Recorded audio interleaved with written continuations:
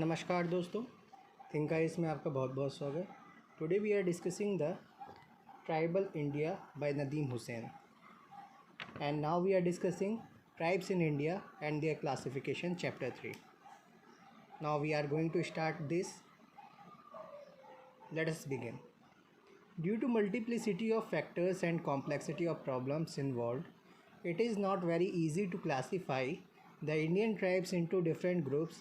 However, the Commissioner for Scheduled Castes and Scheduled Tribes took up the task and investigated the possibility of adopting classification criteria. Keeping this aim in view, the state governments were asked to suggest the characteristics which seemed to them most suitable in distinguishing the so-called aboriginal groups from the rest of the population. कारकों की बहुलता तथा समस्या की जटिलता के कारण भारतीय जनजाति का विभिन्न समूहों में वर्गीकरण करना बहुत सरल नहीं है। फिर भी अनुसूचित जातियों और अनुसूचित जनजातियों के आयुक्त ने इस कार्य को प्रारंभ किया तथा वर्गीकरण की कसौटियों को स्वीकार करने की संभावना की जांच की।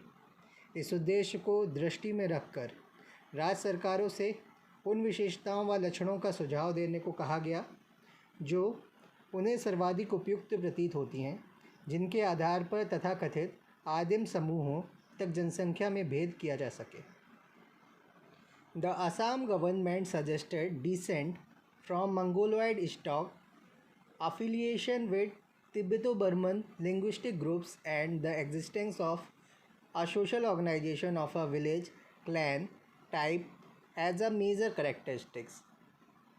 The erstwhile Bombay government considered residence in forest areas as a basic criterion, while for the Madhya Pradesh government, tribal origin, speaking tribal language, and residence in forest areas were important criteria. Similarly, the governments of Madras, Odisha, Andhra, Mysore, and Travancore, etc., suggested various linguistic, geographical, economic, and social factors as indicators. Assam सरकार ने Mongol प्रजाति समूह, Tibet Burma भाषाई समूह तथा ग्रामीण गोत्र प्रकार के सामाजिक संगठन को विशेष महत्व दिया। पूर्ववर्ती बम्बई सरकार ने वनीय क्षेत्रीय स्थानों में निवास को आधारभूत कसौटी माना, जबकि मध्य प्रदेश सरकार के लिए जनजाति मूल, जनजाति भाषा का बोलना तथा वनीय क्षेत्रों में निवास महत्वपूर्ण कसौटियाँ थीं। इसी प्रकार मद्रास, उड़ीसा, मैसूर और त्रावणकोर आदि सरकारों ने विविध भाषागत, भौगोलिक, आर्थिक और सामाजिक कारकों को संकेतक के रूप में मानने का सुझाव दिया। उपरोक्त वर्णित विशेषताओं पर विचार करते हुए भारत की जनजातियों को निम्नलिखित आधारों पर वर्गीकृत किया जा सकता है। Taking the above mentioned characteristics into consideration, the tribes of India may be classified on the basis of their first is territorial distribution, भूखंडीय वितरण। सेकेंड इज लिंग्विस्टिक एफिलिएशन, व्यवसाय अथवा अर्थव्यवस्था और जो बोलचाल की भाषाएं हैं। फिजिकल एंड रेशियल कैरेक्टर्स, जो फिज़िकल वेशभूषा, दिखावा और कितने प्रकार के लोग पाए जाते हैं, इन सब के आधार पर। एंड ऑक्यूपेशन एंड इकोनॉमी, व्यवसाय और अर्थव्यवस्था के आधार पर।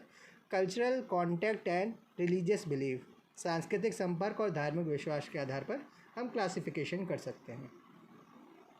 अब बात करते हैं जोग्राफिकल क्लासिफिकेशन की, भौगोलिक वर्गीकरण। Looking at the physical map of India and the distribution of tribal population, we find that both geography as well as tribal demography permit a regional grouping and a zonal classification. B.S. Guha has classified Indian tribes into 3 zones. तो क्या हुआ भाई, भारत के भौतिक मानचित्र को देखते हुए तथा जनजातीय जनसंख्या के वितरण के अनुसार हम पाते हैं कि भूगोल और जनजातीय जनसांख्यिकी भी क्षेत्रीय समूहीकरण तथा मंडली वर्गीकरण की अनुमति देते हैं। B.S. गुहा ने भारतीय जनजातियों को 3 मंडलों में वर्गीकृत किया है। कौन कौन से हैं 3 मंडल? First is the north and north eastern zone, उत्तर पूर्वी और उत्तरी मंडल। Second one is the central and the middle zone, तो केंद्रीय अथवा मध्य मंडल, and third one the last the southern zone, दक्षिणी मंडल। अब सबसे पहले बात करते हैं the north and north eastern zone, उत्तरी और उत्तर पूर्वी मंडल के बारे में। इसमें हिमालय के नीचे के क्षेत्र, the northern and the north eastern zone consist of the sub Himalayan region and the mountain valleys of the eastern frontier of India. The tribal people of Assam, Manipur, and Tripura may be included in the eastern part of geographical zone, while in the northern part are included the tribals of eastern Kashmir, eastern Punjab, Himachal Pradesh, and northern Uttar Pradesh. तो इसमें हिमालय के नीचे का क्षेत्र तथा भारत के पूर्वी सीमाओं की पहाड़ी घाटियाँ सम्मिलित हैं। असम, मणिपुर तथा त्रिपुरा के जनजातीय लोगों को इस भौगोलिक मंडल के पूर्वी भाग में सम्मिलित किया जा सकता है, जबकि उत्तरी भाग भारत में पूर्वी कश्मीर, पूर्वी पंजाब, हिमाचल प्रदेश तथा उत्तराखंड की जनजातियों को सम्मिलित किया जा सकता है।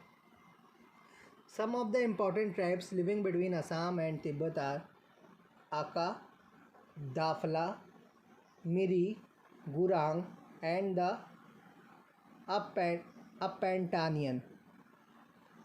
Apantanian, the west of the Subhangiri River. The Mishmi tribe lives in a high ranges between the Debong and Lohit rivers. Further east are found the Khamti and the Singapore, and beyond them are the different Naga tribes. South of the Naga hills running through the states of Manipur, Tripura and the Chittagong hill tract life, the Kuki, the Lusai, the Khasi and the Garo, now the inhabitants of the newly carved Meghalaya state, in the sub-Himalayan region of the Sikkim and the northern portion of Darjeeling. There are a number of primitive tribes, Lepcha being the best known of them. The Himalaya region of the Uttar Pradesh also contains some important tribes like Tharu, Bhoksa, Jaunsari, that is Khasa, भूतिया, राजी etcetera. Assam तथा तिब्बत के मध्य रहने वाली कुछ महत्वपूर्ण जनजातियाँ उनका डाफला, मिरी, गुरुंग व अपातानी सुवनसिरी नदी के पश्चिम में बसती हैं। मिश्मी जनजाति देवांग तथा लोहित नदियों के बीच उच्च क्षेत्रों में बसती हैं। इसके पूर्व में खामती और सिंघको जनजातियाँ पाई जाती हैं। नागा पर्वतों के दक्षिण में मणिपुर, त्रिपुरा राज्य के मध्य होकर तथा चिरागम पहाड़ियों की श्रृंखला में कुकी, लुशाई, खासी तथा गारो, अब नवगठित मेघालय राज्य के निवासी जनजातियां रहती हैं। सिक्किम के हिमालय के निचले क्षेत्र में तथा दार्जिलिंग के उत्तरी भाग में अनेक जनजातियां हैं, उनमें लेपचा सबसे अधिक प्रसिद्ध है।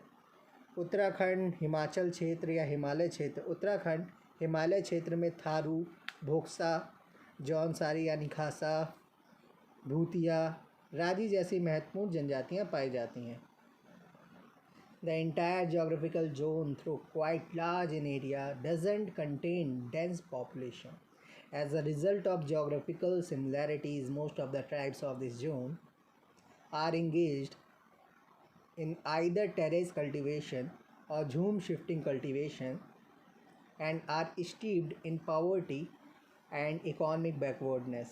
संपूर्ण भौगोलिक मंडल के में सघन जनसंख्या नहीं पाई जाती। यद्यपि यह क्षेत्र पर्याप्त बड़ा है, भौगोलिक समानता के फलस्वरूप इस मंडल की अधिकांश जनजातियां सोपान कृषि, टेरेस खेती, झूम खेती करती हैं, जिसे स्थानीय भाषा में झूम खेती भी कहते हैं।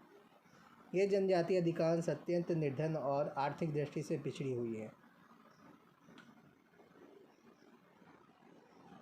The central or the middle zone. This zone consists of plateaus and mountains belt between the Indo-Gangetic Plain to the north and roughly the Krishna River to the south, and this is separated from the northeastern zone by the gap between the Garo Hills and the Rajmahal Hills.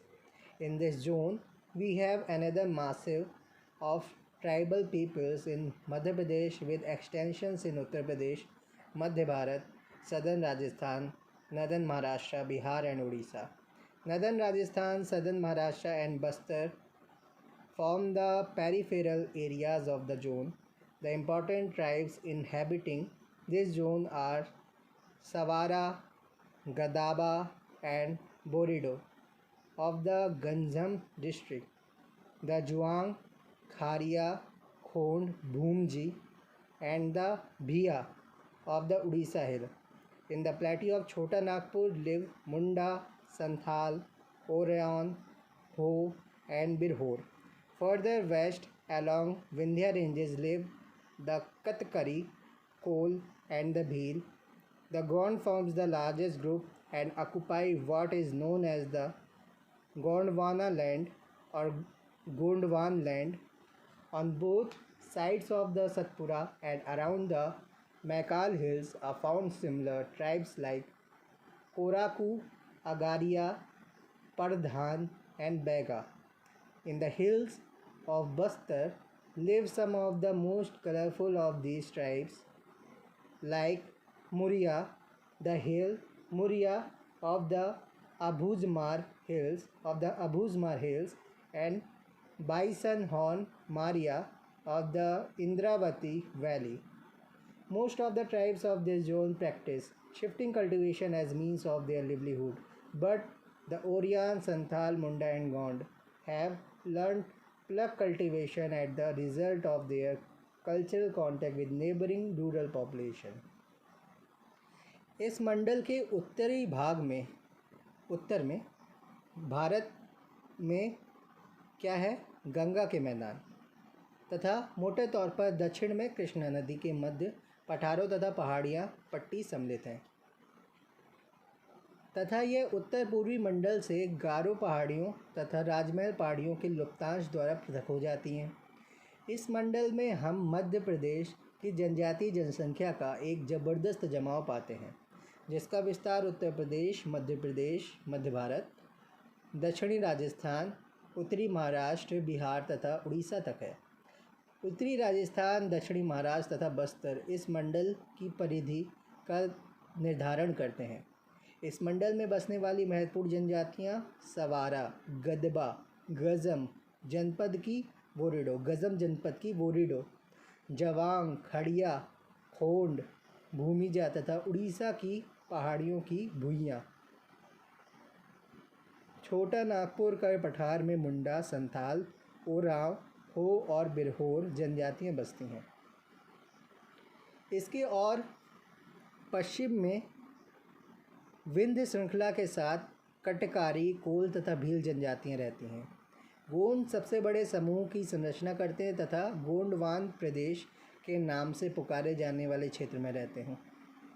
Satpura के दोनों ओर तथा मैकाल पहाड़ियों के चारों ओर इसी प्रकार की जनजातियाँ पाई जाती हैं, जैसे कोराकू, अगारिया, परधान तथा बैगा। बस्तर की पहाड़ियों के पहाड़ी मुड़िया तथा इंद्रावती घाटी की गौर की सीमा वाली माड़िया जनजातियाँ। इस मंडल की अधिकांश जनजातियाँ अस्थायी कृषि शिफ्टिंग खेती के द्वारा अपना जीवन यापन करती हैं, किंतु ओरांव, संथाल, मुंडा तथा गोंड जनजातियों ने पड़ोसी ग्रामीण लोगों से सांस्कृतिक संपर्क के फलस्वरूप हल से कृषि करना सीख लिया है।